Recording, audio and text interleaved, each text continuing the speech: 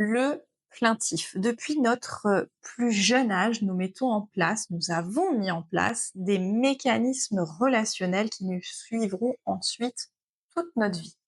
J'ai fait 4 vidéos sur le sujet, celle-là est la troisième sur le profil plaintif. Bonjour à toi, je suis Amélie Brossard, thérapeute, naturopathe, fondatrice du programme Rencontre l'homme de ta vie. Et d'ailleurs, j'ai donné là, je transmets actuellement un quiz qui te permet d'identifier les points de levier qui vont te permettre de faire avancer ta vie sentimentale selon ton propre profil. Donc si ça t'intéresse et que tu as envie de faire ce quiz pour connaître comment agir pour enfin faire avancer les choses, marque en commentaire oui Amélie, yes Amélie, et avec grand plaisir je te transmettrai le lien du quiz. Venons au sujet d'aujourd'hui, le plaintif. Le plaintif, c'est l'enfant qui va avoir mis en place, le comportement de pleurnicher, de se plaindre, de pleurer parce que ça fonctionne avec ses parents. S'il met ce profil-là en place, c'est que ça fonctionne avec ses parents. Donc évidemment, en tant que parent, ne jamais rentrer dedans, ça va aider l'enfant à ne pas se construire là-dessus. Mais de toute façon, quoi qu'il en soit, on a beau tempérer ça, il va forcément choisir un profil, inconsciemment, hein, bien sûr. Il va le choisir, soit le profil plaintif, l'intimidateur, le fuyant ou l'interrogateur. Et ça va lui permettre d'attirer l'attention de ses parents. Et ça va donner quoi à l'âge adulte et comment on va s'en servir dans nos relations, c'est ce qu'on va voir dans cette vidéo. L'enfant qui pleurniche, qui se plaint, qui pleure, et le parent qui veut dire: «Oh bah, qu'est-ce qui se passe? Oh bah, qu'est-ce que t'as?» Ça fonctionne, bingo. Il va donc adopter ce mode de fonctionnement plaintif. À l'âge adulte, ça va donner un adulte qui se plaint. Un adulte qui se plaint, un adulte qui va dire: «Tu te rends compte tout ce que j'endure, c'est difficile pour moi, tu te rends compte tout ce que j'ai fait?» Puis il y a encore ça à faire, on n'a encore pas fini, c'est beaucoup sur mes épaules. C'est l'adulte qui va se plaindre. Et là, attention, parce que si je rentre dans le jeu, du plaintif, eh bien ça va me manger mon énergie parce que, hem, bah, je vais chercher à ce qu'il se plaigne plus, en fait. Donc s'il y a un problème: «Ah mince, bon, bah, alors je vais essayer de pallier à ça».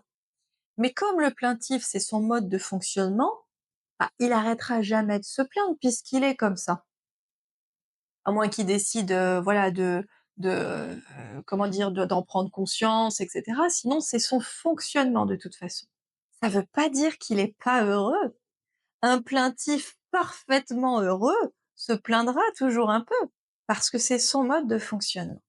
Dès lors où j'accepte ça, je comprends que, bah, c'est juste sa manière de s'exprimer, en fait. Et alors, c'est sa manière de s'exprimer, c'est comme ça, c'est tout. C'est comme dans un orchestre. Dans un orchestre, t'as le petit triangle là, ding ding ding ding, tu la trompette, t'as la flûte, t'as la grosse basse. Ils ont tous leur personnalité, tu vois? Ils font pas tous le même bruit. Mais quelque part, c'est ça qui donne, l'harmonie de tout l'orchestre. Eh bien, les humains, c'est pareil. Il y en a, c'est des grosses basses, il y en a, c'est des flûtes, il y en a, c'est des triangles, il y en a, c'est des trompettes, peu importe. Eh bien, si tu te rends compte que tu es plaintif, ou si tu vis avec quelqu'un qui est plaintif, c'est juste accepter que tout va bien. Tout va bien. Il se plaint, c'est sa manière d'extérioriser, c'est sa manière de s'exprimer et tout va bien. Alors surtout ne pas rentrer dans le jeu du plaintif évidemment, le laisser se plaindre, pas rentrer là-dedans, on le laisse se plaindre, tout va bien, tout va bien. Je donne l'exemple d'une cliente que j'ai eue qui me dit: «Je n'en peux plus». Elle était épuisée, elle me dit: j'en peux plus, heu, mon mari, encore hier soir, il rentre et comme il râlait tout le temps que je garais pas bien la voiture sur le trottoir, bah, je me suis dit: «Je vais la rentrer dans le garage» parce qu'à chaque fois, c'est lui qui la rentre. Je me suis dit: «Je vais la rentrer». J'ai pensé qu'il allait être content et là, il rentre: «Ouais, tu rentré la voiture dans le garage, mais alors tu l'as mis complètement à gauche, c'est n'importe quoi, ça va pas, t'aurais mieux fait de me laisser faire». Et alors elle, presque à pleurer quoi, parce qu'elle en peut plus, c'est pas elle essaie de bien faire, elle essaie de bien faire, puis ça va jamais. C'est épuisant. Dès que tu essayes de bien faire dans ce profil-là et que tu essayes toujours de faire plus et de on va s'épuiser. La solution ici, c'est de simplement comprendre qu'il s'exprime, c'est tout. Tout va bien. Et à ce moment-là, ma cliente, elle me dit: «Bah, c'est vrai qu'il a une manière de passer à autre chose que moi j'y arrive pas». Je lui dis: «Comment ça?» «Bah, et tu vois, il râle comme ça dure, je sais pas, 4 minutes, 5 minutes, puis il se boit un café, puis après il s'assoit à côté de moi, il me dit: «Alors, ça a été, ta journée, ça va?» Je dis: «Bah oui, oui». Voilà, il passe à autre chose. Il s'exprime, c'est sa manière de parler. Et un plaintif, quand il se plaint, bah, ça prouve qu'il se sent bien avec vous. Parce qu'au travail, il va se retenir, avec les gens qu'il voit pas souvent ou, des clients, il va se contenir quand même, il va pas râler. À la maison, ah! Il râle. C'est comme celui, tu vois, là, il enlève ses chaussettes, il se met à l'aise, bah, lui le plaintif, ah! Il râle. Et quand j'accepte que c'est comme ça, bah, c'est comme ça. Ça, c'est quand évidemment, je l'ai choisi comme ça.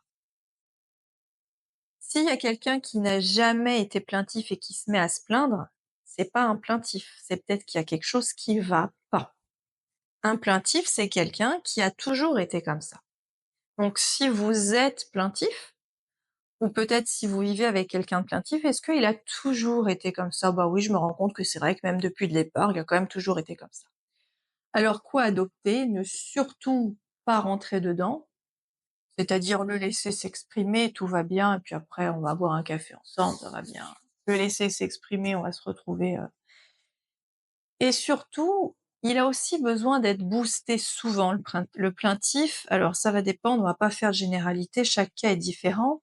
Néanmoins, le plaintif, il va avoir besoin qu'on le pousse un peu. Voilà. Donc c'est important de le booster un peu, de le pousser un peu, le plaintif.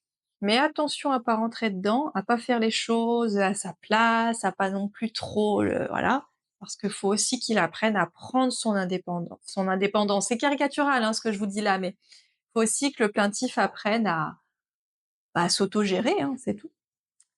Voilà. Donc dis-moi en commentaire si ça te parle, si peut-être toi tu te reconnais, tu dis: «Ouais, je suis peut-être quand même plaintif finalement», et il y a aucun jugement à avoir puisque nous avons tous, parmi les 4 modes de fonctionnement relationnel, nous avons tous opté pour un de ces 4. Et il y en a pas un qui est mieux qu'un autre, il y en a tous avec des avantages et des inconvénients.